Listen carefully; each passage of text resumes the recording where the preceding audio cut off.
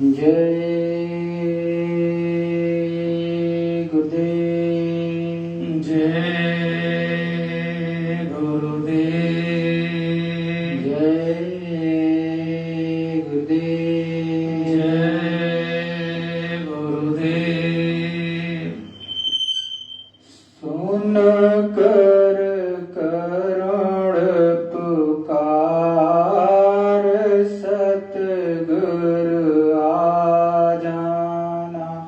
सुन कर करुण पुकार सतगुरु आ जाना। सुन कर करुण पुकार सतगुरु आ जाना। सुन कर करुण पुकार सतगुरु आ जाना।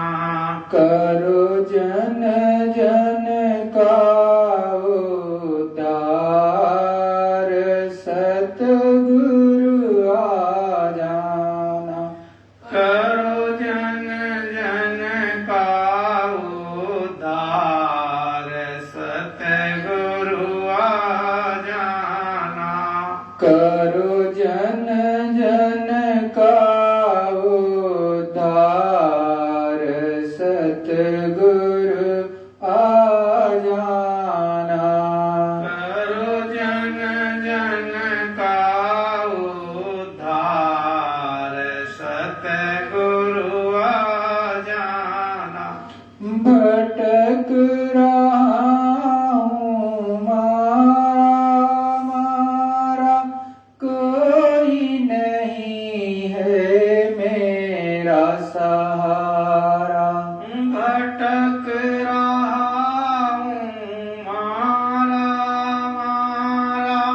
कोई नहीं है मेरा सहारा। भटक रहा हूँ मारा कोई नहीं है मेरा सहारा। भटक रहा हूँ मारा कोई नहीं है मेरा सहारा। कर दो भव से पार सतगुरु आ जाना। कर दो भव से पार सतगुरु आ जाना। कर दो भव से पार सतगुरु आ जाना। कर दो भव से पार सतगुरु आ जाना। बीच भंवर में फंसी है नैया। बीच भंवर में फंसी है नैया। कोई नहीं है पार लगैया। कोई नहीं है पार लगैया। बीच भंवर में फंसी है नैया। बीच भंवर में फंसी है नैया। कोई नहीं है पार लगैया। कोई नहीं है पार लगैया। नैया है मझधार सतगुरु आ जाना। नैया है मझधार सतगुरु आ जाना।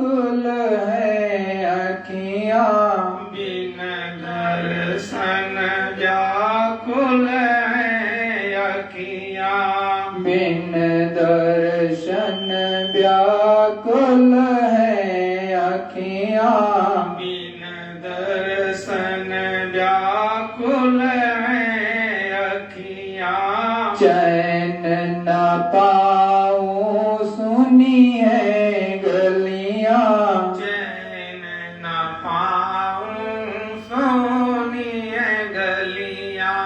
दर्शन दो एक बार सतगुरु आ जाना, दर्शन दो एक बार सतगुरु आ जाना। दर्शन दो एक बार सतगुरु आ जाना, दर्शन दो एक बार सतगुरु आ जाना। सुन कर करुण पुकार सतगुरु आ जाना, सुन कर करुण पुकार सतगुरु आ जाना। गुरु का ज्ञान ध्यान अलबेला, गुरु का ध्यान ज्ञान अलबेला। आई सुहानी अनुपम बेला, आई सुहानी अनुपम बेला। गुरु का ध्यान ज्ञान अलबेला, गुरु का ध्यान ज्ञान अलबेला। आई सुहानी अनुपम बेला, आई सुहानी अनुपम बेला। जग के पालनहार सतगुरु आ जाना, जग के पालनहार सतगुरु आ जाना। जग के पालनहार सतगुरु आ जाना, जग के पालनहार सतगुरु आ जाना। सुन कर करुण पुकार सतगुरु आ जाना, सुन कर करुण पुकार सतगुरु आ जाना। दासन दास शरण में तेरी, दासन दास शरण में तेरी। राखो लाज प्रभु जी अब मेरी, लाखो राज प्रभु जी अब मोरी। प्रेमी रहे पुकार सतगुरु आ जाना, प्रेमी रे पुकार सतगुरु आ जाना। सुन कर करुण पुकार सतगुरु आ जाना, सुन कर करुण पुकार सतगुरु आ जाना। जय गुरुदेव। जय गुरुदेव। सर्वत्र विराजमान परम पूज्य स्वामी जी महाराज के चरणों में मेरा कोटि प्रणाम एवं यहाँ पर उपस्थित सभी प्रेमी भाई बहनों एवं ऑनलाइन देख रहे समस्त प्रेमी भाई बहनों से मेरा सादर जय गुरुदेव। प्रेमियों, उस मालिक की असीम दया कृपा बरसती रहे, ये बड़े भाग्य की बात है। क्योंकि जब तक सतगुरु की असीम दया और कृपा नहीं बरसती, तब तक किसी को उस मालिक का सच्चा सत्संग सुनने को नहीं मिलता। उस मालिक की रहमत, उस मालिक की विशेष दया प्रभु परमात्मा की जब होती है, तब ये जीवात्माएं सत्संग में पहुंच पाती हैं। सत्संग में पहुंचने के लिए उस मालिक की विशेष दया के साथ साथ आप में भी सच्चा भाव होना चाहिए। यदि आपके भाव सूख गए और आपकी अंतरात्मा उधर चलने के लिए अग्रसर नहीं हो रही, तो इसका मतलब है कि आपके अंतःकरण पर, आपके मस्तक पर विकारों का अंबार जमा हो गया। क्योंकि जब तक आप सत्संग में पहुंचेंगे नहीं, वो अमृत जल जो प्रभु परमात्मा की तरफ ले चलने वाला है, वो आपको कदापि नहीं मिलेगा। मन मोटा होता चला जाएगा, विकारों में आप फंसते चले जाओगे और ये मन ले जाकर के आपको पटक देगा। बड़े बड़े ऋषि मुनि इस मन के आगे हार गए। आपकी क्या चीजें हैं, आपकी भी नहीं चलेगी। लेकिन यदि आप संतों के चरणों में बैठे रहे, उनके सत्संग वचनों को पकड़े रहे और सत्संग में आते और जाते रहे, तो उनके जो शब्द हैं सत्संग के, उनके द्वारा आपके कर्मों की कटाई छटाई तो होगी ही, साथ साथ आपके अंदर वो भाव जग जाएगा जिससे आप प्रभु परमात्मा की तरफ चल पड़ेंगे। यदि आपके अंदर भाव होगा तभी कुछ करेंगे, और भाव अगर होगा नहीं तो इस संसार का भी काम आप नहीं करते। सत्संग में पहुंचने से यदि सच्चा संत है तो उसके दर्शन और स्पर्शन से भी बहुत लाभ होता है। और दर्शन का तो यहां तक लाभ होता है कि बहुत से जीवों की योनियां तक बदल जाती हैं, कि दर्शन ही मात्र कर लिया तो उसे पुनः मनुष्य शरीर मिल जाता है, या कोई निम्न योनि में था, कौवा था तो उसकी योनि बदल करके कबूतर के रूप में, और कबूतर से भी बदल करके योनि जो है हंस का रूप हो जाता है।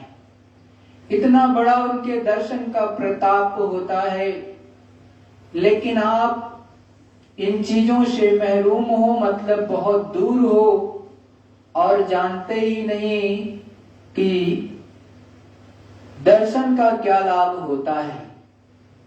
लेकिन ये जो दर्शन का लाभ होता है वो सच्चे संतों के संदर्भ में ही लागू होता है, इधर उधर के लोगों से मतलब नहीं है इसका। उस संत सतगुरु कंज गुरु जो अनामी महाप्रभु होते हैं, जो प्रतिदिन उस मालिक से मिलते हैं, सतलोक धाम अनाम धाम जाते हैं, उनसे वो पूर्ण रूप से जुड़े होते हैं और प्रतिदिन उनका दर्शन दीदार करते हैं। ऐसे संतों के लिए ये बात कही गई है। तो हमारी और आपकी ये हमेशा इच्छा या अपना भाव रखना चाहिए कि संतों के चरणों में बैठ करके सच्ची पूजा कर लेनी चाहिए। क्योंकि ये मनुष्य शरीर बेशकीमती और धीरे धीरे इसकी श्वासों की पूंजी निकलती जा रही, समय भी अच्छा नहीं है। गुरु महाराज अनेक बार आपको सचेत करते रहे बताते रहे कि समय आगे का अच्छा नहीं, और धीरे धीरे आप देखते जा रहे हो कि समय बिल्कुल अच्छा नहीं रह गया। कोई किसी को भी मार देता है, किसी को भी काट देता है। अनेक प्रकार की उसके अंतरात्मा में, उसके मन मस्तिष्क में विकार पैदा हो गए। यदि आप संतों के चरणों में नहीं बैठोगे, सच्चे महात्माओं के चरणों में नहीं बैठोगे, तो उस प्रभु परमात्मा का सच्चा ज्ञान क्या है, समाज में प्रेम और मोहब्बत से कैसे रहना चाहिए, ये आपको नहीं पता चलेगा। जब आप संतों महात्माओं के चरणों में बैठोगे, तब आपको उस प्रभु परमात्मा का सच्चा ज्ञान होगा, और तब आपको पता चलेगा सब में प्रभु का नूर है, वो ही हाजिर हजूर है, लेकिन देखा उसी ने जो कामिल मुर्शिद पूर है। सब में प्रभु का अंश जीवात्मा, सब में प्रभु की अंश रूह बैठी हुई है। कोई दूसरा नहीं बैठा हुआ, हर एक के अंदर वो बैठा है। जो जीवात्मा है, जो रूह है, वो उस मालिक की, उस प्रभु परमात्मा की अंश सब में बैठी हुई है, और वो घट घट का वासी है। लेकिन उस प्रभु परमात्मा को कौन देख पाता है? जो पूर्ण गुरु होता है, कंज गुरु होता है, सतगुरु होता है, वो केवल देख पाता है। और उनके सानिध्य में बैठ करके ये जो उनके शिष्य होते हैं, ये भी देख लेते हैं। दीन बन करके, छोटे बन करके, अहंकारी नहीं बनते। वो किसी को सताते नहीं, वो किसी को मारते नहीं। लेकिन वक्त आ जाए तो फिर संत महात्मा भी आदेश दे देते हैं अपने शिष्यों को भी, जिसमें गुरु गोविंद साहब का नाम सर्वोत्तम सर्वप्रथम लिया जाएगा। साथ साथ में जो है शिवाजी के गुरु ने भी उन्हें शस्त्र उठाने की आज्ञा दी। आप ध्यान से अपने इतिहास को जानने का प्रयत्न करोगे तो सब कुछ आपको पता चलेगा, क्योंकि समय समय पर वो अवतारिक शक्तियां इस धरा मंडल पर आती ही आती हैं जब बहुत ज्यादा पाप बढ़ जाता है और कोई किसी की बात नहीं मानता। अतताई शक्तियां निरीह जीवात्माओं को, जो नर नारी के रूप में हैं या दूसरे अन्य तन में हैं, उनको मारने और काटने और सताने लगते हैं। तब तक वो प्रभु परमात्मा अपनी शक्तियों को नीचे धरा मंडल पर भेज देता है। इसीलिए अलग अलग धर्म ग्रंथों में संतों महात्माओं ने बताया कि अवतारिक शक्तियां इस धर्म भूमि भारतवर्ष पर जन्म लेती हैं। जब सतयुग के अंत में बहुत ज्यादा पाप बढ़ गया तो उस समय पर भी देवासुर संग्राम हुआ था और जितनी अताताई शक्तियां थी सबका विनाश करा दिया। और कारण तो केवल भारतवर्ष ही बनता है। जब भी युग परिवर्तन होता है तब केवल भारतवर्ष से युग परिवर्तन हुआ करता है और कहीं से भी परिवर्तन नहीं होता। इसी तरह से जब युग परिवर्तन द्वापर का समय आ गया, बहुत पाप बढ़ गया, उस समय पर भी श्री रामचंद्र जी के रूप में अवतारिक शक्ति इस धरामंडल भारतवर्ष पर आई और उन्होंने समस्त अताताई शक्तियों को समाप्त करके धर्म का राज्य, राम राज्य की स्थापना की। और जब द्वापर में भी बहुत ज्यादा अत्याचार पापाचार चारों तरफ बढ़ गया और लोग निरंकुश हो गए, तो उस समय पर भी विश्व युद्ध इस भारतवर्ष ही कारण बना और कुरुक्षेत्र के मैदान में सभी देशों को बुला करके कृष्ण भगवान ने आपस में लड़ा करके सबको समाप्त कर दिया और धर्म की स्थापना करा दी। इसीलिए संतों ने कहा, जब जब होए धर्म की हानि, बढ़े असुर अधम अभिमानी, तब तब प्रभु धर्म मनुज शरीरा, हरहि सकल सज्जन की पीरा। जब जब अधर्मी बहुत ज्यादा बढ़ गए, पापाचार अत्याचार बढ़ गया, तब तक वो प्रभु परमात्मा ईश्वर का अंश अवतारिक शक्ति के रूप में इस धरा मंडल पर मनुष्य शरीर के रूप में यहाँ पर आए। चाहे वो रामचंद्र जी के रूप में, चाहे कृष्ण भगवान के रूप में, या और बहुत कई अवतार आए, उन्होंने धर्म की स्थापना कराई। तो जब बहुत ज्यादा ये दिक्कतें बढ़ जाती है तो ये भारतवर्ष ही जो है युग परिवर्तन का कारण बनता है और यहीं से परिवर्तन का कार्य होता है। किसी अन्य देश से ये संभव नहीं, क्योंकि अवतारिक शक्तियां और महान संत इसी धरामंडल पर रहते हैं, किसी दूसरे धरामंडल पर नहीं रहते। इसी कड़ी में गुरु महाराज ने आपको आज से नहीं, बहुत पहले से 52 से समझा रहे।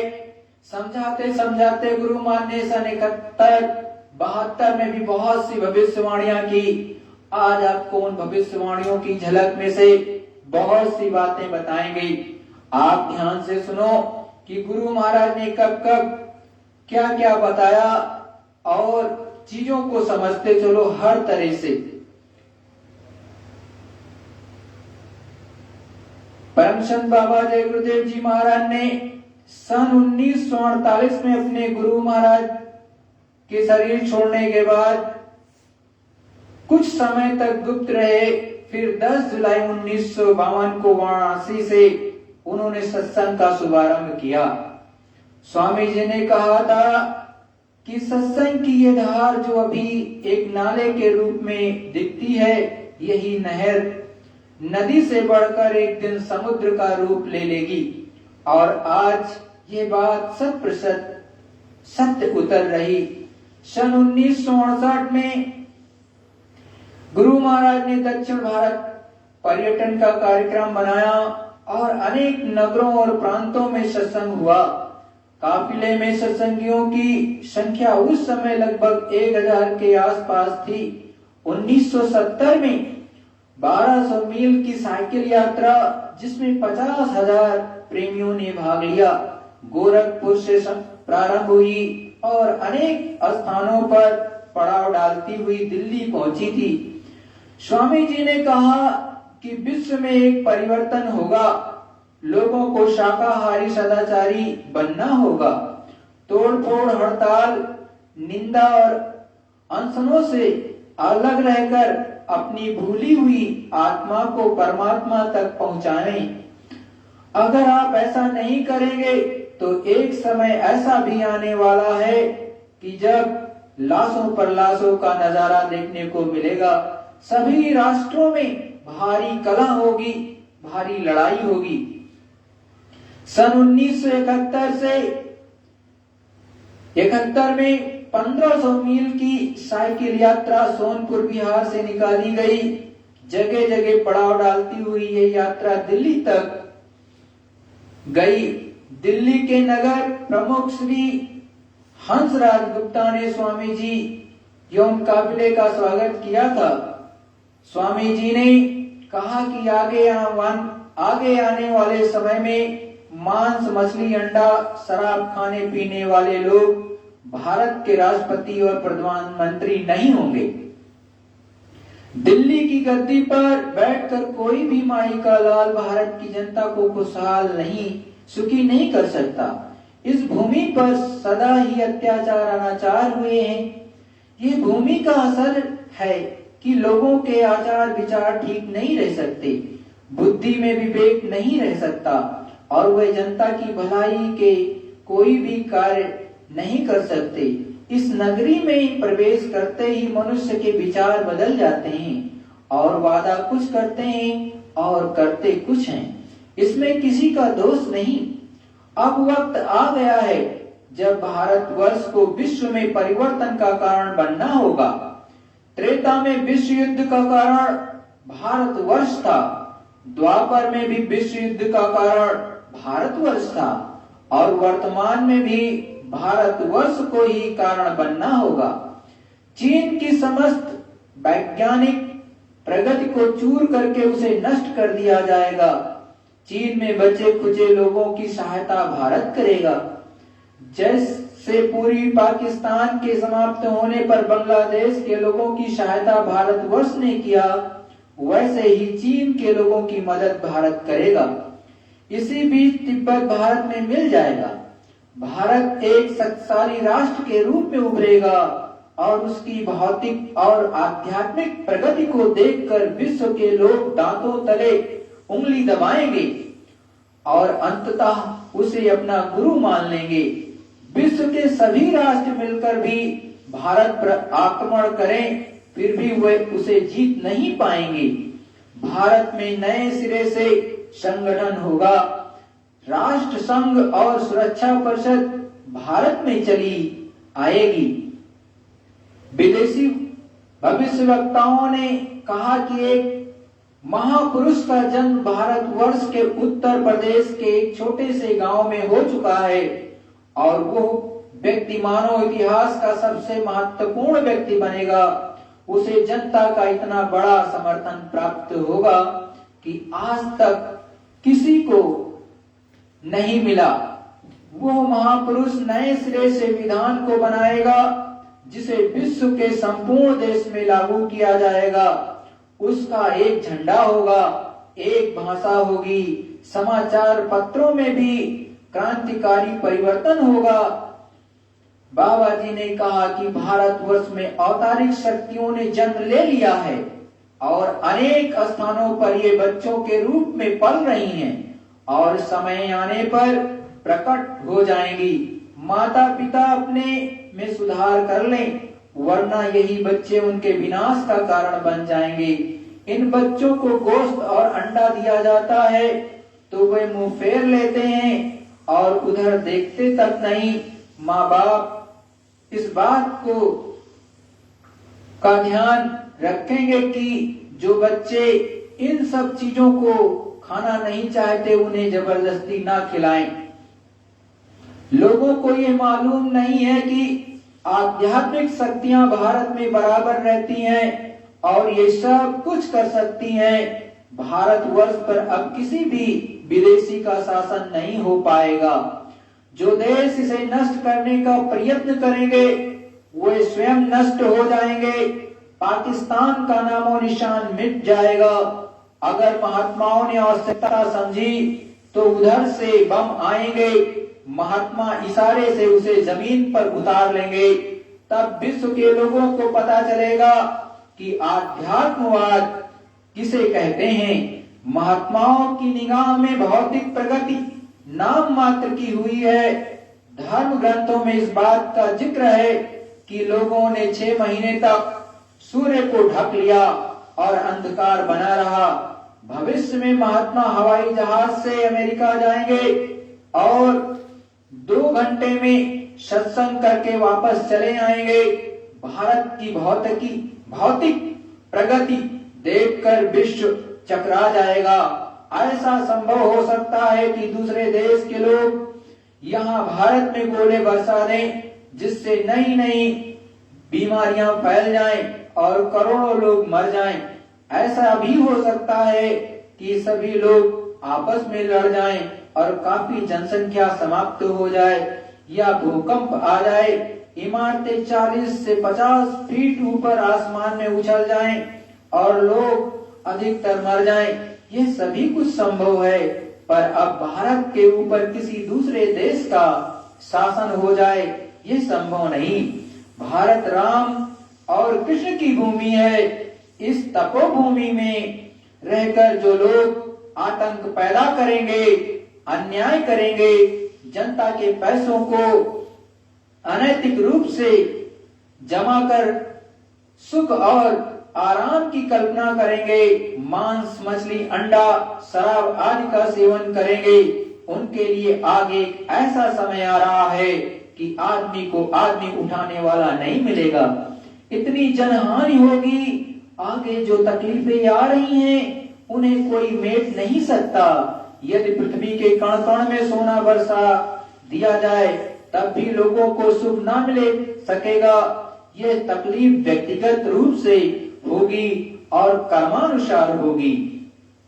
आगे समय बदलेगा, परिवर्तन अवश्य होगा, इसे कोई रोक नहीं सकता। लोगों के दुख मिटेंगे, लेकिन इसके पहले अत्यंत भयानक समय आएगा। इसमें नाना प्रकार के प्राकृतिक प्रकोप होंगे और करोड़ों लोग मारे जाएंगे। आगे चलकर शासन की बागडोर धार्मिक, चरित्रवान और नेक व्यक्तियों के हाथ में चली जाएगी। उस समय लोगों को जीवन में सद्गुणों को उतारने की होड़ लग जाएगी।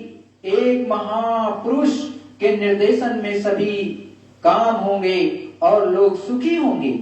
उसकी दया से देश में भावनाओं और चरित्र का आमूल परिवर्तन होगा।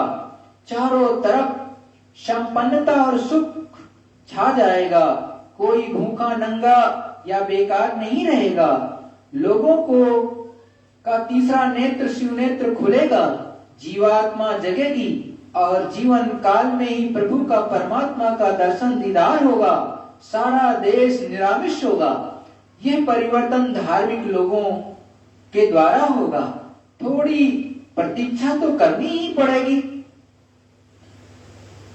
फिर गुरु महाराज ने आगे लखनऊ में परम संत जय गुरुदेव जी महाराज ने कहा कि मेरी कोई भी बात जो इस मंच से कहूंगा वो गलत नहीं होगी। अब तक जो भी कुछ भी मैंने पहले कहा है उसमें से बहुत कुछ आपको देखने को मिला। पूर्वी पाकिस्तान के समाप्त होने की बात कई वर्ष पूर्व मैंने कही थी और वो समाप्त हो गया। यह भी कहा था कि बहुत खून खराबा होगा, लाशें पड़ी रहेंगी, उठाने वाले नहीं मिलेंगे। आपने देखा कि सब घटनाएं घटित हुई। मैं फिर कह रहा हूं कि पश्चिम में भी लड़ाई होगी और भारी नरसंहार होगा। उसके बाद पश्चिम का पाकिस्तान भी समाप्त हो जाएगा। फिर उत्तर में लड़ाई होगी और उसके बाद दक्षिण में होगी। इसके बाद चारों तरफ बजेगा। इसी बीच नेपाल, तिब्बत, बर्मा आदि देश टूटकर भारतवर्ष में मिल जाएंगे। भविष्य में सभी संस्थाएं राजनीतिक समाप्त हो जाएंगी। क्या होगा और कैसे होगा ये आपको समय बताएगा। ऐसे लोग पैदा हो गए हैं जो प्लेटफॉर्म पर आएंगे और संगठित होकर वे तुम्हारे बीच आ जाएंगे।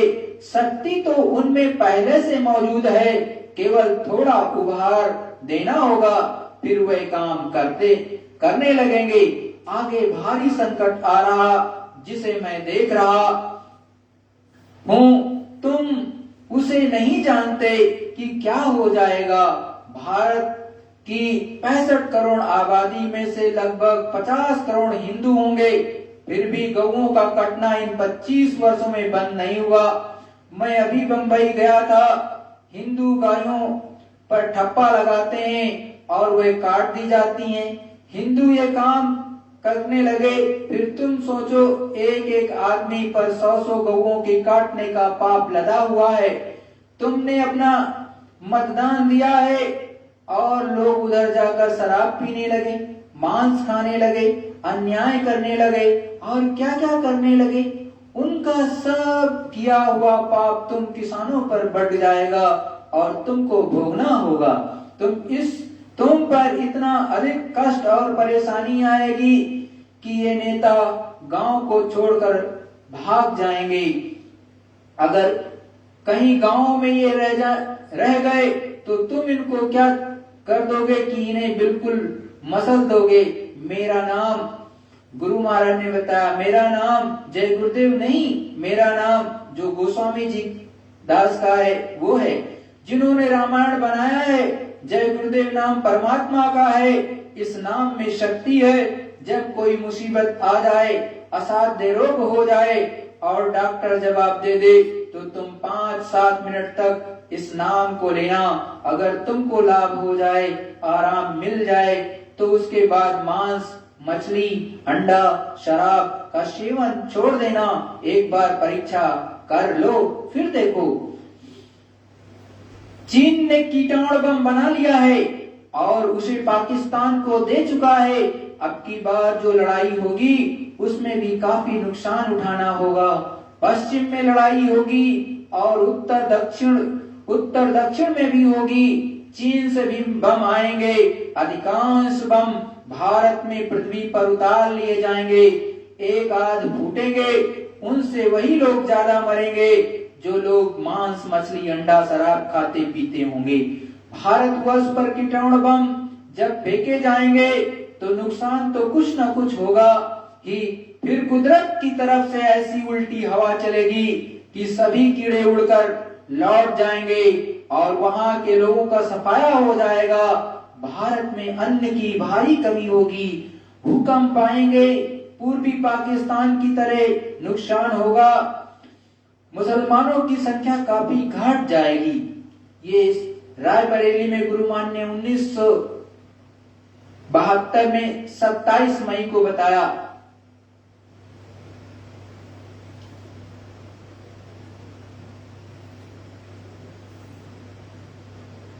गुरु महाराज ने समझाया कि बाबा जय गुरुदेव जी महाराज ने घोषणा किया कि अब भारत में 20 करोड़ नर नारियों का जागरण पूरा हो चुका है। भगवान का विधान कभी नहीं बदलता है और वो अमिट है, उसे कोई बदल सकता नहीं। तो संत सद्गुरु ही बदल सकते हैं अगर चाहें तो। काल के देश में कर्म का फल जरूर मिलेगा, जैसा कि नियम है।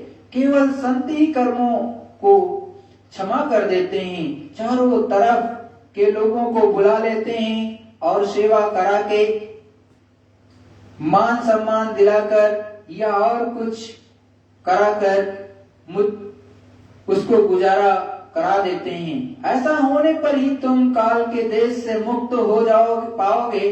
ये जो जन जागरण है तुम्हारे कर्म का, कर्जे का को खत्म करने के लिए कराना पड़ता है। ये तो स्थान है जहाँ शेर और बकरी को एक साथ बिठाया जाता है। जय गुरुदेव, जय गुरुदेव। देखो प्रेमी प्यारे भाई बहनों, ये जो मैं आज आपको बता रहा था, ये बहुत पहले की गुरु महाराज की एक भविष्यवाणियां हैं। उसमें से कुछ भविष्यवाणी मैंने आपको बताई और कुछ एकाध और आपको बता दें। ये गुरु महाराज ने 1972 के आसपास ये सारी भविष्यवाणियां की हैं, जो कि धीरे धीरे ये समय जो आगे आ रहा उसमें लागू होने जा रही। क्योंकि संत महात्मा तो बहुत ही दूरदर्शी होते हैं, वो आगे का बहुत हजारों वर्ष आगे का 100 वर्ष पहले का, आगे का, पीछे का सब कुछ जानते हैं। तो वो तो अपनी दूरदृष्टि के आधार पर अपने दिव्य नेत्र ज्ञान चक्षु से देखकर हर चीज को बता देते हैं। तो आपको समझना चाहिए कि गुरु महाराज ने तो बहुत पहले से यही सारा कर रखा है। और देखो अलग अलग संतों और महात्माओं की किताबों में भी ये चीज लिखी है कि आगे बहुत खराब समय आ रहा है। और गुरु महाराज ने, लोग कहते हैं 14वीं सदी का अंत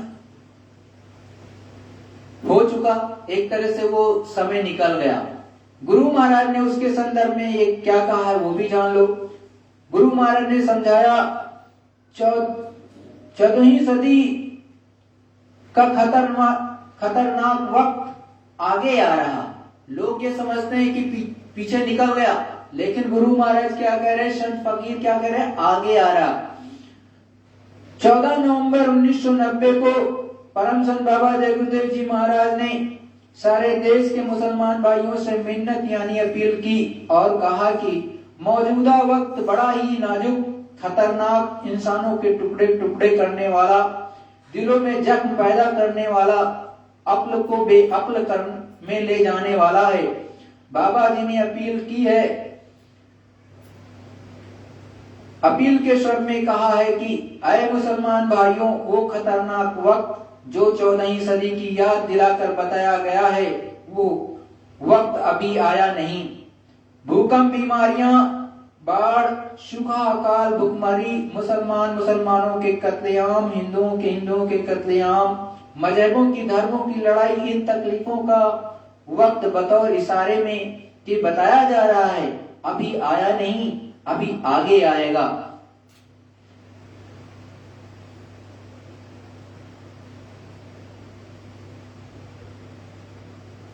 मुसलमान भाइयों, इस्लाम को बरकरार दिलों में रखना वाजिब समझते हो तो हर मुसलमान सुबह शाम इबादत करे, खुदा पर, रसूल पर यकीन करे, रहम और ईमान बरकरार रखे, शराब का एक भी कतरा ना पिए। ऐसे मुसलमान इस्लाम को खड़ा करने के लिए जिस्म रूपी जमीन दिलों में तैयार कर रहे हैं। सारे मुसलमान नेक नियति पर चलेंगे, अल्लाह ताला पर यकीन करेंगे। ऐसे मुसलमान पीर पैगंबरों की हकीकत को और रूहानियत के इल्म को आगे ले जाएंगे। लड़ाई तो जिस्म रूपी मस्जिद से रूह को निकालकर खुदा के पास पहुंचाने के लिए होनी चाहिए, ना कि जमीन के लिए। सारे मुसलमान अल्लाह ताला का नाम लो और रो पड़ो कि हे मालिक, हे रब, कब और किस वक्त किस्मत जागेगी जब आपके दीदार होंगे। चुपचाप रहने में, खुदा की याद करने में ताकत खुदाई जमा होगी, तब इस्लामी प्रचार में इंसान शैतान के फरेब से निकलकर खुदाई जज्बा पैदा करेगा। तब मुवक्किल इस्लामी प्रचार की शुरुआत होगी। कौमियत के झगड़ों में ऐ मुसलमानों मत फंसो। मजहबी झगड़े हकीकत से जुदा करते हैं, खुदा की याद नहीं करने देते, रसूल के हुक्म पर चलने नहीं देते। इंसानी जज्बा आने दो, मोहब्बत प्यार में लुप्त है, रहम व ईमान का खजाना खुलेगा, अल्लाह ताला की याद होगी, अल्लाह ताला मेहर की नजर डालकर रूहों को अपने दरबार में बुला लेंगे। ऐ मुसलमानों भाइयों, चुप रहो, सुबह और शाम इबादत के जरिए उस मालिक की याद करो जिसने जहां बनाया है। अभी तो खुदा से जुदा हो, खुद की तस्वीर के टुकड़े हो गए। किस तस्वीर, किन चश्मों से खुदा का दीदार करोगे? अब तो इशारों में समझ जाओ, क्यों अपने लिए कहर बुला रहे हो? औलाद, बाल बच्चों पर भी कुछ रहम करो। गलती से अल्लाह ताला के दरबार से निकाले गए और फिर गलती कर रहे हो। गुनाह के अंबार से खुदा से बहुत दूर हो जाओगे। ऐ मुसलमान भाइयों, अब भी कामिल फकीर हैं जो जिस्मानी मस्जिद में अपनी रूह से अल्लाह ताला को देखते हैं और उसकी आसमानी आयतों को सुनते हैं। मालिक की जुमा का फरमान है, फकीरों के पास जाओ, तंग दिली मिटा देंगे और वो जाम पिलाएंगे जिसके पीने से कभी नशा उतरता नहीं। इंसानी हकूक व काम तक तुम्हारी समझ में आएगी। रब सब पर मेहर करो। ये परम संत बाबा जय गुरुदेव जी महाराज ने 1990 में जो है ये पैगाम जारी किया था। तो देखो, आगे का वक्त नहीं है। संत फकीर तो सबके होते हैं, सबको आगाह करते हैं कि सभी लोग प्रेम और मोहब्बत से रहो और हमेशा देखो उस प्रभु की सच्ची पूजा करो, तो यहां से निकल जाओगे। और एक दूसरे की मदद करो, तभी कुछ संभव है। और नहीं तो हर संत महात्मा ने और हर फकीर ने और अनेक अवतारिक शक्तियां जो आई इस धरा मंडल पर, खास करके भारतवर्ष की भूमि पर, उन्होंने अलग अलग तरह से हर जीवात्माओं को समझाया कि देखो जब भी परिवर्तन का समय आता है वो प्रभु परमात्मा विशेष तौर पर इस जो है भारतवर्ष में अवतारिक शक्ति को भेज देते हैं, पहले से भेज देते हैं। ये नहीं कि उनको पता नहीं होता है, अरे जो भी परिवर्तन होता है वो भारतवर्ष से होता है। यही कि कोई महान शक्ति परिवर्तन का काम करती है, चाहे वो कब जो है रामचंद्र जी के रूप में आकर के करे, चाहे कृष्ण भगवान के रूप में आकर के करे, चाहे किसी अन्य के रूप में आकर के करे, लेकिन वो पहले से मौजूद होती है। अब किसी विदेशी सत्ता का इस भारतवर्ष पर न तो कब्जा होने वाला, न तो उसका यहाँ शासन होने वाला। ये संत महात्माओं की भूमि है। गुरु महाराज ने कहा बड़े बड़े परमाणु बम जो इन पर इतराते हैं कि हम तो परमाणु बम मार देंगे, भारतवर्ष खत्म हो जाएगा, हिंदुस्तान खत्म हो जाएगा, ये ऐसा संभव नहीं। ऐसे ऐसे संत और महात्मा इस धरा मंडल पर रहते हैं, जब देखेंगे कि बहुत विकट स्थिति है तो ऐसे इशारों से जमीन पर बड़े बड़े जो है परमाणु बमों को या अणु बम या अन्य प्रकार के बमों को उतार लेंगे। तब विश्व के लोगों को पता चलेगा कि भारत का आध्यात्मवाद मतलब आत्मा का विज्ञान क्या होता है, ईश्वरीय शक्ति क्या होती है, तब लोगों को पता चलेगा। तब गुरु महाराज ने कहा था, परम संत बाबा देव गुरुदेव जी महाराज ने, कि विश्व के लोग ऐसा देख करके दांतों तले उंगली दबा लेंगे और भारतवर्ष की कोई दूसरा सहायता करने वाला नहीं है। ये जान लो, ये स्वामी जी ने बहुत पहले कहा है, केवल इजराइल को छोड़ करके कोई दूसरा देश आपकी मदद नहीं करेगा, केवल करेगा तो इजराइल। इसीलिए गुरु महाराज ने कहा, बहुत पहले ये कहा कि भारत को चाहिए कि इजराइल से दोस्ती कर ले। वैसे तो हो ही जाएगी, और देखा जब ये अभी की जो गवर्नमेंट चल रही इसने जो है दोस्ती इजराइल से की, तो ये तो संतों की वाणी थी, बहुत पहले की, आज की नहीं है। ये तो 1972 के आसपास की सारी बात जो है ये भविष्यवाणियां है, तो 65 की हैं, 52 से लेकर के धीरे धीरे गुरु महाराज ने अनेक भविष्यवाणियां की, और अपने सूरदास जी महाराज ने बहुत सी भविष्यवाणियां की, और यहाँ तक कि ईसाइयों में बड़े भैया अभी हम 750 रुपए लगाएंगे तब भी ठीक नहीं होगा। तो प्यारे गुरु भाई बहनों और सभी जनता जनार्दन, ये जान लो कि संत तो हर तरह से चेता रहे, बता रहे, बहुत पहले से बताते आ रहे कि देखो अंडा मांस मछली मत खाओ, क्योंकि जब कीटाणु बम छोड़ा जाएगा तो निश्चित रूप से वो फूटेगा और उससे कीड़े निकलेंगे, मतलब बहुत विषैला होगा। और इसको चीन ने बना करके बहुत पहले जो है पाकिस्तान को दिया है, वो मारेगा जरूर। ये बहुत पहले की भविष्यवाणी है। और तब वही लोग मरने लगेंगे जिनके मतलब जिनका खून शुद्ध नहीं है, जिसमें एक तरह से जानवरों का खून हो गया धीरे धीरे खा करके। तो जो अंडा मांस मछली खाते हैं इनकी बहुत ज्यादा दुर्गति हो जाएगी। इसीलिए कहा, लाशों पर लाशों का होगा नजारा, सुनते तो जाओ संदेशा हमारा। संतों महात्माओं ने बहुत पहले चेताया, गुरु महाराज ने यही कहा कि देखो बहुत विकट स्थिति फंसेगा, कि उस समय पर लाश गिर रही होंगी और चारों तरफ नजारा ऐसा बहुत भीभत्स नजारा हो जाएगा।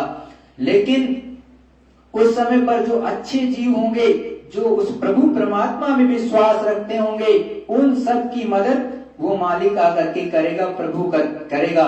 उसको चाहे आप कल्कि के रूप में कह लो, चाहे राम जी के रूप में कह लो, चाहे अवतारिक शक्ति के रूप में कह लो, चाहे कृष्ण भगवान के रूप में कह लो, लेकिन वो आ चुके हैं। और गुरु महाराज ने इसके लिए बहुत पहले कहा था कि देखो अवतारिक शक्तियां भारतवर्ष के अनेक प्रांतों में, अलग अलग प्रांतों में, चाहे उसमें उत्तर प्रदेश विशेष रूप पे होता है क्योंकि अधिकतर अवतारिक शक्तियां और जितनी भी ऊपर से शक्तियां आती हैं संतों के रूप में, वो भारतवर्ष के ये उत्तर प्रदेश में ही आती हैं। उसमें से भी उत्तर प्रदेश का वो भाग जो मथुरा से और काशी के बीच है, ये विशेष जो है क्षेत्र होता है धर्म भूमि का, मतलब एक तरह से धर्म का धुरा इसमें पड़ा है।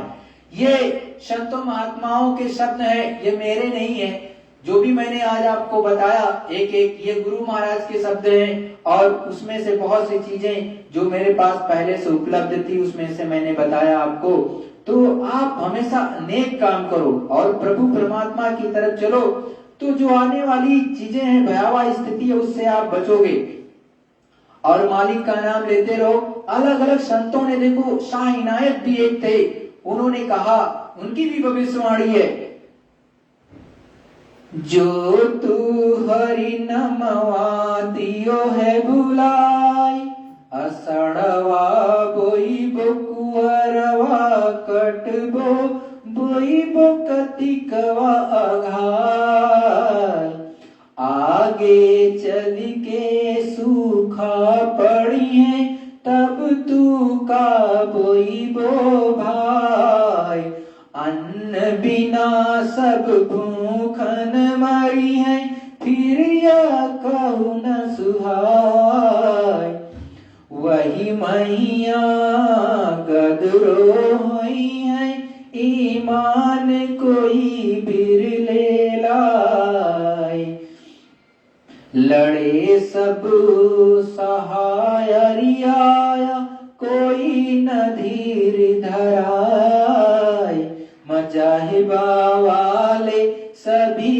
लड़ेंगे कोई न माने भाई, जितने मजहबा है दुनिया में सब कर नाश हो जाए, समय आएगा अवतारो हुई है ब्रह्मा ज्ञान फिर फैलाए, ब्रह्मा ज्ञान बाद नास्तिक हुई है महाप्रलय फिर आए, दुनिया भर में हलचल मची है ईमान कोई बिरले लाए, जितने हैं पापी और कुकर्मी दुनिया से जई है राय, शाह सतगुरु आजिद नईम इनायत कुदरती को गए बताए। देखो ये कोई फकीर थे शाह इनायत करके, उनकी ये भविष्यवाणी है। अपने में जो सनातन धर्म में अनेक आए, अरे वो तो सबके होते हैं, तो आगे जो बहुत विकट स्थिति आने वाली है वो सब कुछ कहते हैं कि कार्तिक कतिकवा वैभो वैभो आषाढ़वा वैभो कतिकवा वैभो, मतलब आषाढ़ में बोध होगी, मतलब जब पानी बरसता आषाढ़ का महीना, उसमें अच्छे से आप खेती किसानी की चीजें करके उसमें बोध होगे, और फिर कार्तिक महीना हो गए उसमें काट लोगे।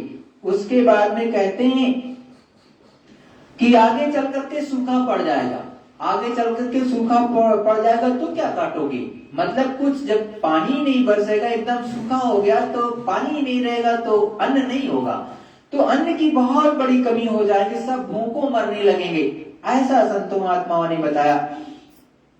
और उसी में क्या होगा कि एक दूसरे में गदर हो जाएगी, मार हो जाएगी, एक तरह से मार काट मच जाएगी, और जब ऐसी स्थिति बनेगी तो उसमें कोई धीर नहीं धर पाएगा, किसी को दूसरा सांत्वना नहीं दे पाएगा, किसी कोई की रक्षा मदद नहीं कर पाएगी कि आप हेल्प करोगे एक दूसरे की। उस समय पर तो जो अवतारिक शक्तियां आई होंगी, चाहे राम जी के रूप में, कृष्ण के रूप में, या फिर गुरु महाराज परम संत बाबा जय गुरुदेव जी महाराज जिसकी में दया की धार भर देंगे, वो कर देगा काम, या कोई अन्य आया हो महान आत्मा।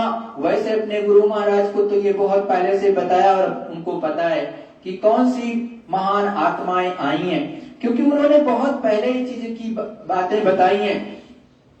और फिर कहते हैं कि देखो जितने मजहब में सब आपस में लड़ जाएंगे और सब समाप्त हो जाएंगे, और उसके बाद फिर बताते हैं कि उसके बाद में ब्रह्मा ज्ञान फैलाया जाएगा, मतलब उस प्रभु परमात्मा की पूरी बात बताने वाला संत महात्मा होगा, पूरा का पूरा जो है ज्ञान फैलाया जाएगा। उसके बाद भी नास्तिक होंगे, क्या होंगे, नास्तिक होंगे, और फिर भी जब नास्तिक होंगे तो क्या होगा, उसके बाद में जो है महाप्रलय का समय एक तरह से आ जाएगा, कयामत का वक्त आ जाएगा, एक तरह से चारों तरफ हाहाकार मच जाएगा।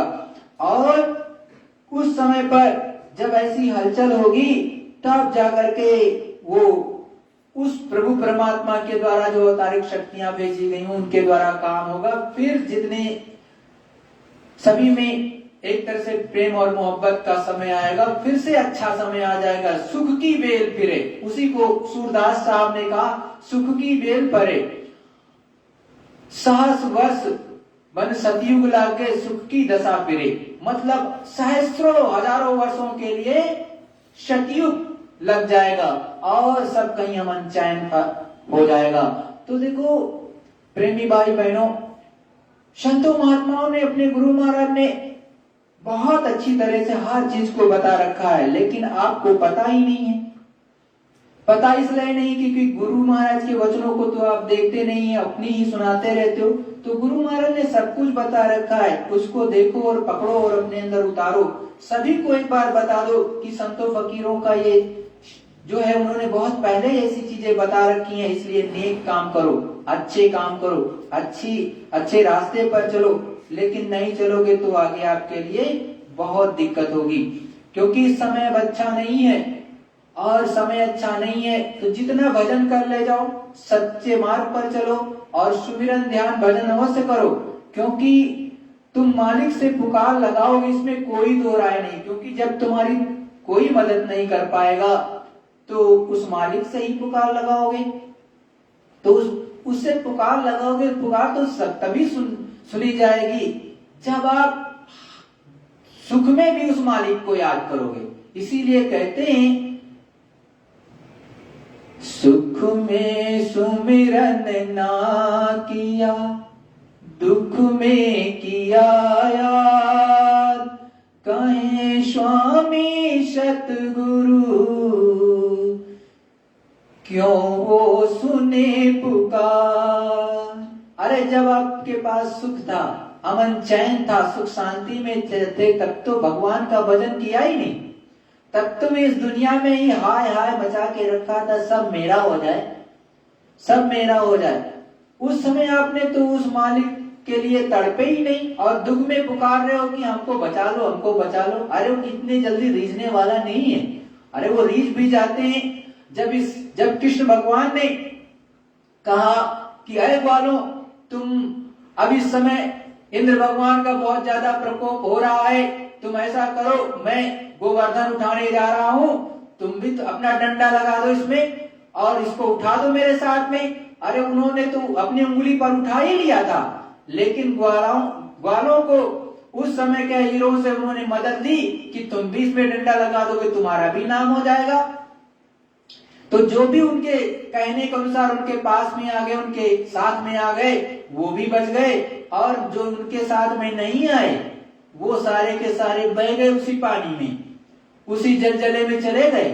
तो आगे तो न जाने कितने भूकंप आएंगे, न जाने कितनी सुनामी आएंगी। और आप सुनते ही हो, अभी तो आपने सुना कि 30-30 मंजिला मकान जो है गिर गए, अभी महीने भर भी नहीं हुआ। तो कितनी देर लगती है। अरे वो मालिक है, उसको परिवर्तन करना है, क्योंकि जो कलयुग के अंत में पाप बढ़ करके होना चाहिए था वो इस समय हो गया। तो वो मालिक को परिवर्तन करना है तो किसी भी तरह करेगा, आप बात मानो चाहे ना मानो। तो ये संतों का खेल है। ऊपर में पहले नक्शा बन के तैयार होता है। जब नक्शा बन करके तैयार होता है, प्रभु राम के यहाँ पर जिसे ईश्वर कहो, उनके यहाँ नक्शा पास हो जाता है किस तरह से अब आप आगे का काम होना है, तो वो फिर आगे परिवर्तन हो जाता है। और वास्तव में तो तभी शुरू होगा लेकिन ये काम जब गुरु महाराज परम संत बाबा जय गुरुदेव जी का ऊपर से पूर्ण रूप से आज्ञा होगी तब। जब तक संत नहीं चाहेंगे तब तक नहीं, क्योंकि जो वक्त के संत होते हैं, इसी तरह से बहुत लोगों ने एक बार गुरु महाराज से पूछा कि गुरु महाराज, लोग कहते हैं 14वीं सदी का अंत तो निकल गया।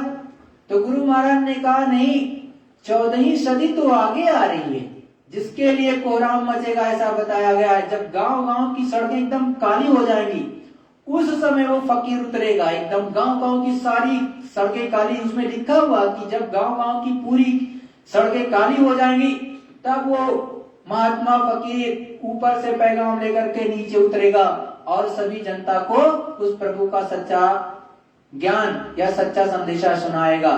तो उस समय तो तारकोल कोई जानता भी नहीं था कि तारकोल कोई चीज भी होती है।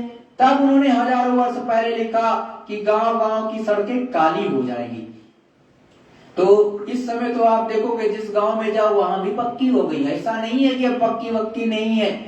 और देखो संतों के चरणों में रहोगे हमेशा आपका फायदा रहेगा। वो आपके सबसे हितैषी होते हैं। जैसे आम में फल लगता है, आम के पेड़ में फल लगता है, तो हमेशा जो आपको फल खाने को मिलता है, आम कभी फल नहीं खाता है। इसी तरह से नदी है, सरिता बहती है तो उसमें से आपको पानी पीने को मिलती है, नदी कभी पानी नहीं पीती है। इसीलिए कहते हैं नदी न कबहू फल वृक्ष कबहू नहीं फल भखे, नदी न संचेरी परमारथ के कारणे साधुंधरा शरीर। संत महात्मा किसके लिए शरीर रखते हैं? अरे वो इस शरीर में भी आना क्या बड़ा अच्छा नहीं होता है? इस शरीर में दुख दर्द होता है। कृष्ण भगवान आए, उनको भी दर्द हुआ। भाई बहरिया ने पैर में वो मारा कि नहीं मारा बाण, 3 पैर तक वो तड़पे, तब जाकर के उनकी जीवात्मा निकली और तबे गए। और रामचंद्र जी आए, बन बन बेचारे भटके, दुष्टों का संहार किया। अरे गुरु महाराज भी आए, जितने संत आए उनको हर तरह से प्रताड़ित किया लोगों ने। आप पता कर लेना, गोस्वामी जी आए, उनको भी लोगों ने बहुत प्रताड़ित किया काशी में। और उस समय का अकबर बादशाह था, उसने भी 6 महीने तक जेल में रखी। जब उसके ऊपर आफत आ गई, सारे बंदर टूट पड़े, अब कोहराम मच गया पूरे आगरा में, तब उसने डर के छोड़ दिया कि आप महाराज जाओ, हमसे हम आपको पकड़े उकड़ेंगे नहीं। जो लोग आपकी बुराई करते हैं या जो एक तरह से आपके प्रति जो है विद्वेष भावना रखते हैं, उनको कि मैं नहीं सुनता हूँ, आप जाओ, मैंने आपको जान लिया, आप सच्चे हो, और छोड़ दिया। तो अनेक संतों के साथ में रविदास जी थे, उनके साथ भी बहुत ज्यादा मार पिटाई की और भगा दिया, मेवाड़ जाना पड़ा।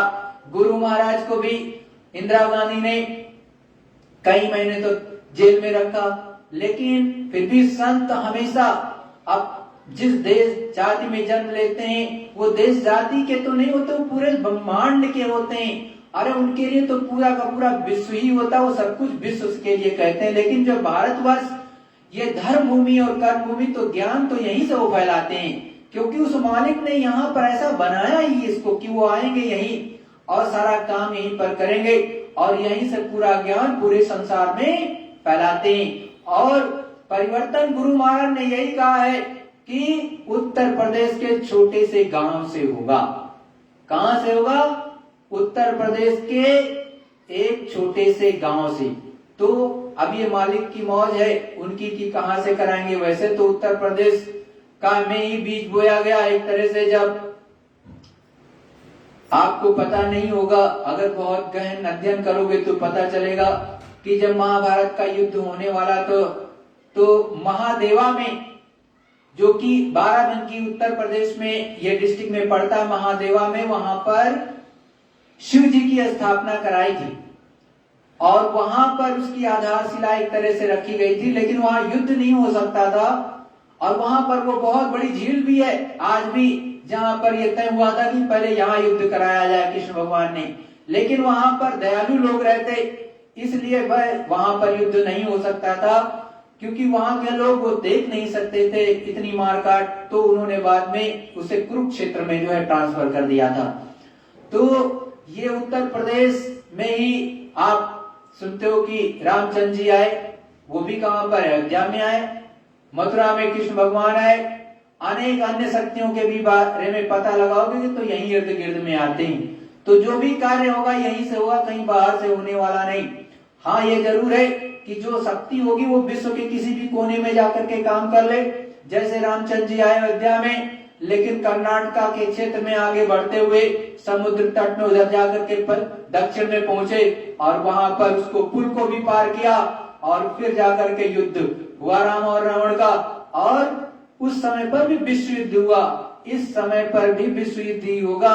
जो आप सुनते हो कि भारत और पाकिस्तान का, यह धीरे धीरे करके विश्व युद्ध में बदलेगा और यहीं से भारतवर्ष परिवर्तन करेगा और फिर विश्व गुरु ये भारतवर्ष बनेगा और धर्म की स्थापना पूरे विश्व में की जाएगी। ये संतों की वाणी आज की नहीं, हजारों वर्षों की पहले से, 450 साल पहले सूरदास जी आए, उन्होंने भी यही बताया, अच्युतानंद जी भी ने यही बताया और परम संत बाबा जय गुरुदेव जी महाराज ने भी यही बताया।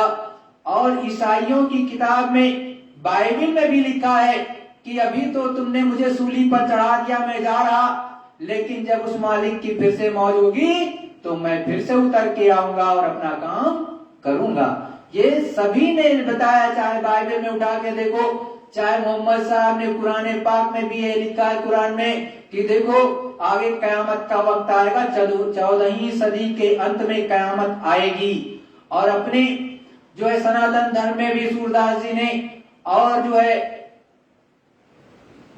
रविदास जी ने साफ साफ अनेक बार इसका वर्णन किया है कि इस तरह से आगे होगा। और देखो गुरु मान ने अभी कहा कि आगे ऐसे ऐसे विमान बनेंगे, 2 घंटे में यहाँ से अमेरिका पहुंचोगे, भी 12 घंटे में भी नहीं पहुंच पाते हो, 12 घंटे से ज्यादा लगता है, 24 घंटे लग जाता है। 2 घंटे में यहाँ से महात्मा जाएंगे अमेरिका और वहां सत्संग सुनाएंगे, वहां पर धर्म की बातें बता करके प्रभु परमात्मा की, और फिर लौट के आ जाएंगे 2 घंटे के अंदर। इतना ज्यादा बड़ा विज्ञान इस भारतवर्ष में आध्यात्मिक शक्तियों के द्वारा लाया जाएगा कि पूरी की पूरा का पूरा विश्व चकित हो जाएगा कि इतना बड़ा भारतवर्ष में विज्ञान कहां से आएगा, आ गया। और ये छोटे छोटे लोगों के द्वारा होगा, एकदम छोटे, जो शुद्ध भगवान को मानने वाले, प्रभु परमात्मा में विश्वास रखने वाले, उनके द्वारा होगा। ये किसी टेक्नोलॉजी के द्वारा नहीं होगी। वैसे टेक्नोलॉजी तो बहुत भारी है, क्यों? क्योंकि ये स्पिरिचुअल साइंस है। स्पिरिचुअल साइंस में सेकंडों में आप अरबों खरबों योजन जा सकते हो और अरबों खरबों योजन वापस आ सकते हो, ऐसी टेक्नोलॉजी ये होती है। लेकिन इस टेक्नोलॉजी को तो भौतिक शास्त्र जानता ही नहीं, फिजिकल साइंस नहीं जानता है और दूसरी टेक्नोलॉजी इसके बारे में नहीं जानती है। इसका तो शोधन और ज्ञान केवल संतों महात्माओं के चरणों में बैठने से मिलता है कि सेकंडों में आप अरबों योजन चले जाओ, अरबों खरबों योजन चले गए और अरबों खरबों योजन सेकंडों में वापस आ गए। तो ये गुरु महाराज की दया से होगा। सभी लोग प्रेम और मोहब्बत से मालिक का सच्चा भजन करो, लग करके करो और देश की सेवा में, एकता में कभी भी पीछे ना रहो। अपने देश के लिए भी अच्छे अच्छे कार्य करो। और गुरु महाराज ने हमेशा समझाया कि कभी भी किसी की रैली में मत जाओ, तोड़ फोड़ आंदोलन मत करो, इससे अपना ही नुकसान होता है। जैसे कि अपनी सरकार ने या आपने कहीं पर पुल बनाया और पुल को नदी पर, और तुमने जो है पुल को तोड़ दिया, अब जरूरत पड़ेगी, नदी उफान पर है, पानी बह रहा है, झरझर, तुम उसको उस पार तुमको जाना है, कैसे जाओगे? अरे तो तुम्हारी चीज है, तुम्हारा ही पैसा है और तुम्ही ने अपनी चीज में आग लगा दी, तोड़ दिया। तो कभी भी ऐसा काम नहीं करना चाहिए। अपने देश को आगे बढ़ाना चाहिए, मन से, चित्त से, हर तरह से, हर भाव से उसको आगे बढ़ा करके ले जाना है। और आप ही तो पूरे विश्व को ज्ञान देते हो, आपके ही अंदर ज्ञान नहीं रहेगा, विवेक और बुद्धि नहीं होगी, तो क्या विदेशों को आप ज्ञान कैसे दोगे? तो हमारी आपसे विनती और प्रार्थना, अपने गुरु महाराज के चरणों में रह करके पूरे विश्व को के अंदर ये जो गुरु महाराज की भविष्यवाणियां हैं, जितनी हो सकी हमसे उतना मैंने कलेक्शन करके आपको बताया। आगे भी जितनी है धीरे धीरे करके बताता रहूंगा, क्योंकि धीरे धीरे करके ऐसा लग रहा है गुरु महाराज की मौत से कि समय बहुत नजदीक है। वैसे भी गुरु महाराज बहुत पहले ऐसे 86 में और उसके बाद इधर जो ऐसे हाथ से इशारा करके बताते थे, इतना छोटा सा समय, मतलब एकदम से 2 अंगूठा और पहली वाली उंगली को ऐसे निकाल करके ऐसे बताते थे, इतना छोटा सा समय रह गया परिवर्तन का। और बाद में तो ये भी नहीं कहते थे, गुरु महाराज ये कहते थे कि अब बहुत कम समय, धीरे धीरे करके, तो ये कोई दूसरा नहीं करेगा, याद रखना, ये परम संत बाबा जय गुरुदेव जी महाराज के चरणों में ही बैठ करके होगा और कोई नहीं। क्योंकि गुरु महाराज ने बहुत पहले कहा कि जब आगे जो भयानक युद्ध होगा उसमें चारों तरफ से परमाणु बम चलेंगे और उसमें केवल सबकी हालत खराब होने लगेगी। जब हालत खराब होने लगेगी तो यहाँ के जो राष्ट्राध्यक्ष हैं वो प्रभु परमात्मा से विनती करेंगे कि हे प्रभु परमात्मा, कोई हो जो इस धरामंडल पर भारतवर्ष में कि अपने देश को बचा लो। तब वो महात्मा प्रकट होकर के बड़े बड़े परमाणु बमों को उतारेगा, कोई दूसरा नहीं करेगा उस समय पर, और वो सेकेंडों में सारा काम करेगा। क्योंकि लेकिन ये सोचो कि जो धर्मनिष्ठ होगा, जो कर्तव्यनिष्ठ होगा, जो राष्ट्रवादी होगा, जो प्रभु परमात्मा में विश्वास करता होगा, वही तो उस मालिक से, उस प्रभु परमात्मा से विनती करेगा कि कोई संत महात्मा हो जिसके अंदर शक्ति हो। क्योंकि ब्रह्म ऋषियों का ये देश है भारतवर्ष, ये योगियों का देश है, ये भारत भूमि है जहां पर सुपच ऋषि हम रहे। और महाभारत का जब युद्ध हुआ उसके तत्पश्चात कृष्ण भगवान ने कहा कि आप जो यज्ञ करिए और उसमें घंटा स्वतः बजना चाहिए, और जब घंटा स्वतः बजेगा तब आपको मनुष्य मारने की हत्या का पाप से आप धुल जाएगा, मतलब खत्म हो जाएगा, तब आपका यज्ञ सफल माना जाएगा। लेकिन उस समय पर यज्ञ किया गया लेकिन वो बजा नहीं था। तो जब बजा नहीं, सभी ने भोजन प्रसाद कर लिया, तो कृष्ण भगवान से पूछा गया कि कृष्ण भगवान, ये घंटा तो बजा ही नहीं जो आपने लगवाया है, स्वतः इसको बजना था अपने से। तो कृष्ण भगवान ने कहा कि देखो सुपच ऋषि नहीं आए, आप जाओ प्रेम से बुला लाओ। तो कृष्ण भगवान ने जो है पहले भीम से कहा, तो भीम के अंदर आदर सत्कार वाला भाव नहीं था, विनम्र निवेदन वाला भाव नहीं था। तो जो है सुपच ऋषि आए नहीं, और जब नहीं आए उन्होंने लौटा दिया भीम को। तो भीम जब आए तो कृष्ण भगवान ने पूछा क्या हुआ। तो कृष्ण भगवान ने जब जाना कि भीम ने सही से नहीं बुलाया उनको, तब उनको फिर से समझाए कि जाओ प्रेम से और उनके चरणों में नतमस्तक होकर के विनम्र भाव से उनसे कहो तो वो आएंगे। तो फिर से उनको समझा करके भेजा भीम को। तो भीम गए और उनके चरणों में नतमस्तक होकर के बड़े आदर सत्कार से सुपच ऋषि से कहा। तो सुपच ऋषि फिर आए महल में, और तब उनको द्रौपदी जी ने बड़े ही प्रेम से भोजन प्रसाद ग्रहण कराया, दिया परोसा। तब जो है सुपच ऋषि ने जैसे भोजन प्रसाद ग्रहण किया, उसके तत्पश्चात जो है घंटा बड़े ही घनाघोर रूप से बजना शुरू हुआ, और तब उनका जो है सफल यज्ञ हुआ। तो उस समय पर भी संत उपलब्ध थे। अरे इस समय पर भी संत उपलब्ध है, लेकिन दाढ़ी मूछ बढ़ा लेने वाले का नाम संत नहीं होता है। जो प्रभु परमात्मा का प्रतिदिन साक्षात्कार करता हो, हमको आपको भी कराने की क्षमता रखता हो, उसको संत कहते हैं। और वो चाहे तो सेकंडों में कुछ कर दे। और परमाणु बम की क्या चीज है, परमाणु बम के तो सारे के सारे वो डिस्ट्रॉय कर दे, क्या कर लोगे। अरे वो चाहे कि जो है 1 सेकंड के अंदर सारे के सारे परमाणु बम कहां से आए हैं। अरे ये प्रकृति ने बनाया, अनाम धाम से आया है सब। अरे वो ना चाहे तो कुछ नहीं चलेगा। एक तत्व होता है शब्द, जिसको सुनते हो शब्द शब्द, ये शब्द सब कहीं व्याप्त है। शब्द अगर वो खींच लिया जाए तो कहीं का कोई भी मिट्टी तुरंत घुल जाएगी, जैसे पानी में घुल जाती राख, वैसे घुल जाएगी। और संतों ने तो ये भी कहा कि कहीं आप ना चलाओ और वो शॉर्ट सर्किट हो जाए, जहां रखे उसमें शॉर्ट सर्किट हो जाए, आपका ही देश उड़ जाए, तो क्या करोगे। तो वैसे तो गुरु मान के चरणों में बैठ करके किसी सत्संगी प्रेमी भाई बहन ने बहुत पहले प्रार्थना बुलाई लिखी थी। बम बम बम बम बम भोले का डमरू बजने वाला ही, बम बम बम बम बम भोले का डमरू बजने वाला है। नेत्र तीसरा खुलते ही शिव तांडव रास रचाएंगे। नेत्र तीसरा खुलते ही शिव तांडव रास रचाएंगे। खंड खंड इस वसुंधरा का त्राहि त्राहि कर जाएगा। मानव की क्या पेश चलेगी, अंबर तक फट जाएगी।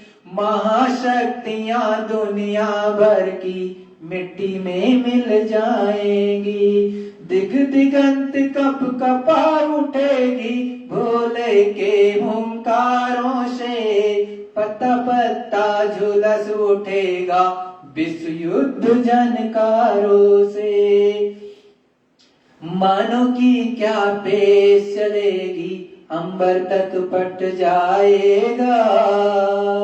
महाशक्तियां दुनिया भर की मिट्टी में मिल जाएंगी। ऐसा तांडव हम भोले का अब तो होने वाला है। बहुत पहले ये प्रार्थना बनी थी, जिसमें सत्संगी भाई बहनों ने ये पूरी प्रार्थना लिखी हुई है और अनेक अवसरों पर आपको सुनाया जाता है, बताया जाता है। अरे महाशक्तियां आपस में टकरा जाएंगी। चीन और अमेरिका का ऐसा भीषण तांडव होगा, ऐसे परमाणु बम मारे जाएंगे कि पूछो मत। और चीन भी भारतवर्ष पे आक्रमण करेगा, वो भी बम फेंकेगा। देखो अभी आपको भविष्यवाणी में बताया। तो बहुत विकट स्थिति आने वाली, लेकिन प्रभु परमात्मा पर जो विश्वास करेगा वो बचता चला जाएगा और भारतवर्ष का कोई बाल बांका नहीं कर पाएगा। भाई कुछ ना कुछ तो अपना नुकसान होता है, चाहे द्वापर में रहा हो, चाहे त्रेता में रहा हो, चाहे सतयुग में रहा हो। अब युग परिवर्तन होने जा रहा, तो युग जब परिवर्तन होने जा रहा तो कुछ ना कुछ तो चीजें अपने को भी देनी पड़ती हैं। लेकिन जो प्रभु परमात्मा में विश्वास करता है उसकी बचत हर जगह होगा। जो शुद्ध शाकाहारी होगा वो कहीं पर भी रहे भारतवर्ष के कोने में, उसकी रक्षा मदद वो मालिक करेगा। जय गुरुदेव। प्रेमी भाई बहनों, एक प्रार्थना बोलेंगे, तत्पश्चात अभी आप सभी लोग सुमिरन ध्यान भजन जरूर करना। और देखो प्रेमी भाई बहनों, ये मैंने अपनी तरफ से नहीं कहा, कुछ जो भी कहा ये परम संत बाबा जय गुरुदेव जी महाराज की भविष्यवाणी है। और 1952 से लगा करके 2012 के बीच तक का जितना है अमर संदेश पत्रिका या शाकाहारी सदाचारी बाल संघ, या फिर उस समय एक और पत्रिका थी अंतर्ध्वनि, बीच बीच में आया करती थी, उसे भी देख सकते हो। वैसे अमर संदेश और शाकाहारी सदाचारी बाल संघ, ये दो मेन पत्रिकाएं थी गुरु महाराज की। तो आप इनसे देखो, आपको सही चीज तब मिलेगी। उसी में से मैंने भी आपको एक चीजें बताई। तो देखो जो संत महात्मा होते हैं उनकी बातों को पूरे विश्व तक पहुंचाना चाहिए। और गुरु महाराज ने हमारे कब क्या क्या बताया है पूरे विश्व को बताने के लिए मैंने बताया है कि भाई गुरु महाराज ने तो हमारे बहुत पहले ये चीजें बता रखी हैं। आज वो विकट स्थिति, जो लोग पहले सोचते थे परमाणु युद्ध को नहीं होगा, बहुत बड़े बुद्धिजीवी लोग भी यही कहते थे परमाणु बम नहीं मारे जाएंगे। आज हर राष्ट्राध्यक्ष ये कहता है मैं परमाणु बम मार दूंगा, कोई मंत्री कहता है मैं परमाणु बम मार दूंगा। पूरी विश्व को ही खत्म करने के लिए आवाजें उठने लगी। लेकिन जब संत महात्मा पहले कहते थे तो लोग मानने के लिए तैयार नहीं थे। आज वो विकट स्थिति आकर के बन करके आपके सामने खड़ी है। तो विकट स्थिति तो बन करके खड़ी है और होगी भी, इसमें कोई दो राय नहीं है। लेकिन अंत समय में क्या कहा है, काल ब्याल से वही बचेगा जो गुरु का ध्यान धरे। काल ब्याल से वही बचेगा जो गुरु का ध्यान धरे। जो गुरु का ध्यान धरेगा, सतगुरु मतलब जो पूरा गुरु हो, ऊपर तक आता जाता हो। जय गुरुदेव, जो जय गुरुदेव नाम है इसमें भी जो बीच वाला शब्द है वो गुरु है। आगे जय और देव ये दोनों आदर सूचक नाम, ये गुरु महाराज ने अपने मुखारबिंद से बताया। गुरु नाम जो है, गुरु का जो दिया हुआ नाम, गुरु, अपने गुरु को याद करोगे, कहीं पर भी रहोगे वहीं पर रक्षा मदद हो जाएगी। यहाँ इधर उधर भागने की दौड़ने की जरूरत नहीं पड़ेगी आपको। गुरु महाराज अपने माध्यम से या अपने बच्चों के माध्यम से जिसके अंदर जो पावर दे रखी होगी उस तरह से आपकी रक्षा मदद वहीं पर होगी। गुरु महाराज ने बहुत पहले कहा था कि देखो जब आग लगेगी चारों तरफ तो आपके पास में ही नाली निकली होगी पानी की, और वहीं पर आपको प्यास के लिए जो पानी पीने के लिए मिल जाएगी, वहीं पर आपकी प्यास बुझ जाएगी। तो गुरु महाराज ने अपने हर जगह पोल गाड़ रखे हैं, केवल उनको सेकंडों में लाइट को दौड़ा देना है। कितनी देर लगती है गुरु महाराज को, तो करेंगे गुरु महाराज परमचंद बाबा जय गुरुदेव। और किसी के बस की बात नहीं। भैया कोरोना आया था, कोरोना में सभी ने उल्टा सीधा कहा, यहाँ तक कि बहुत से जो अपने बड़ी दाढ़ी लगा रखे हैं और मूछ रखा रखे, सफेद कपड़ा भी पहन रखे, कहा कि अपना ही पेशाब पी लो और बच जाओगे। अरे भाई संत महात्मा तो वो होता है जो कोई भी एक पत्ती बता दे वो खा लो अच्छे हो जाओ तो अच्छी चीज है, और जो उल्टी सीधी बात करने लगे अच्छा नहीं। खुद ही मुखौटा पहन ले और लगा दिया मुखौटा, ऐसे ही नाक पे चढ़ा लिया कि हम ही मर जाएंगे, तो फायदा ही क्या, किस बात का वो संत। अरे संत महात्मा तो हर चीज को बताते हैं कि देखो बड़ी बड़ी बीमारियां आएंगी तो उसका भी इलाज वो सेकंडों में बता देते, बच्चों ये चीज कर लेना, वो चीजें निकल जाएंगी। तो अपने जो गुरु का ध्यान धरेगा वो बचता हुआ चला जाएगा, जो गुरु का ध्यान नहीं धरेगा वो पिस जाएगा, जो इधर उधर देखेगा पिस जाएगा। जैसे चक्की जब चलती है तो चक्की जब चलती है, गेहूं हो चाहे जौ हो चाहे उसके अंदर जो है चना हो डाल दो, लेकिन अब चक्की चल रही है तो जो भी चक्की के बीच में पड़ता है कोई बचता नहीं है, लेकिन जो कील के सहारे जो भी दाना, चाहे गेहूं का चाहे ज्वार का चाहे बाजरे का चाहे जो है चने का, वहां पर जाकर के रुक गया, कील के सहारे चिपक गया तो वो बचता है। आप चाहे जितनी चक्कियां सबको खोल करके देख लो, तो दो पाटों के बीच में साबुत बचा ना कोई, तो दो पाटों के बीच में मत फंसो, गुरु की कील के सहारे रहोगे तो बच जाओगे।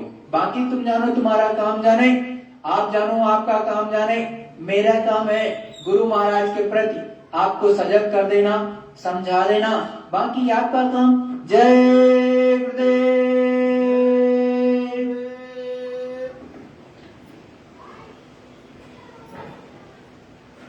सतगुरु सतनाम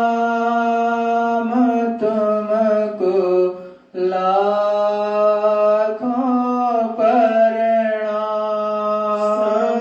सतगुरु शतनाम तुमको लाखों प्रणाम। कोटिन सूरज चांद सितारे, कोटिन सूरज चांद सितारे, रोम रोम में करें उजाले, रोम रोम में करें उजाले।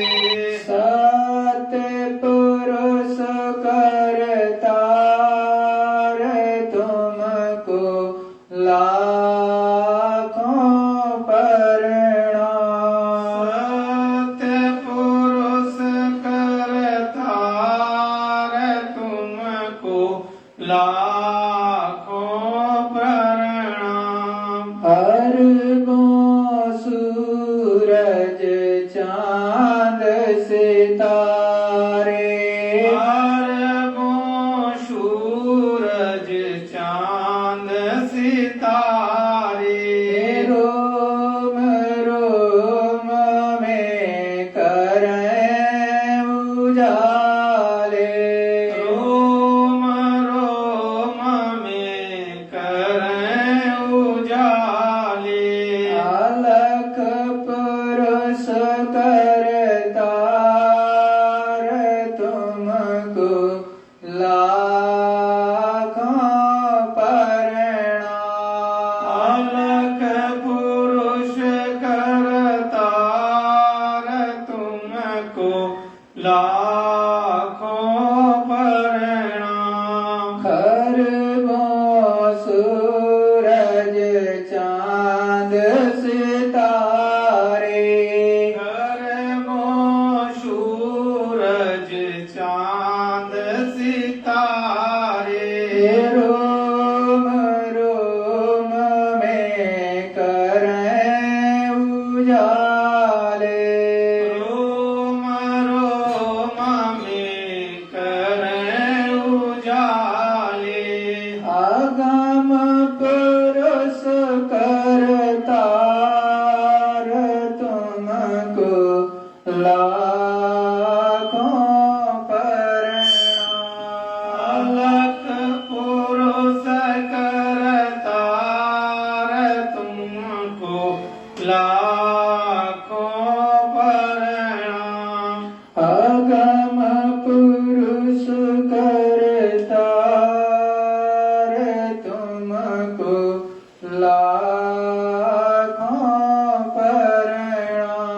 अगम पुरुष करतार तुमको लाखों प्रणाम। नील नील शशि भानु अवतारे। नील नील शशि भानु अवतारे। रोम रोम में करें उजाले। रोम रोम में करें उजाले। अनामी पुरुष करतार तुमको लाखों प्रणाम। अनामि पुरुष करतार तुमको लाखों प्रणाम। सतगुरु सतनाम तुमको लाखों प्रणाम। सतगुरु सतनाम तुमको लाखों प्रणाम। जय गुरुदेव। जय गुरुदेव। प्रेमी भाई बहनों, आप जहाँ पर भी विश्व के कोने में हो वहां पर बैठ करके सुमिरन ध्यान और भजन अवश्य करेंगे। सबसे पहले गुरु स्वरूप एवं पांचों धनियों को विधि पूर्वक दृष्टि प्रणाम करेंगे। तत्पश्चात सुमिरन ध्यान और भजन अवश्य करेंगे। और प्रेमी भाई बहनों, हमेशा याद रखो, जब भी आप सत्संग में बैठो तो मन चित्त और बुद्धि को एकाग्रचित करके, और सोया नहीं जाता है। अगर आप सो जाते हो सत्संग में पहुंचने के बाद तो समझ लो गुरु महाराज ने कहा कि इस मस्तक पर बहुत गंदगी है। जब मस्तक पर बहुत गंदगी होती है तब लोग सत्संग में पहुंच करके सो जाते हैं। और जब तक मस्तक पर गंदगी है तो सत्संग के में बैठ करके जागो। गुरु का सत्संग हो या किसी साधु का सत्संग हो तो जाग करके सुनो, तब काम बनेगा। जय गुरुदेव।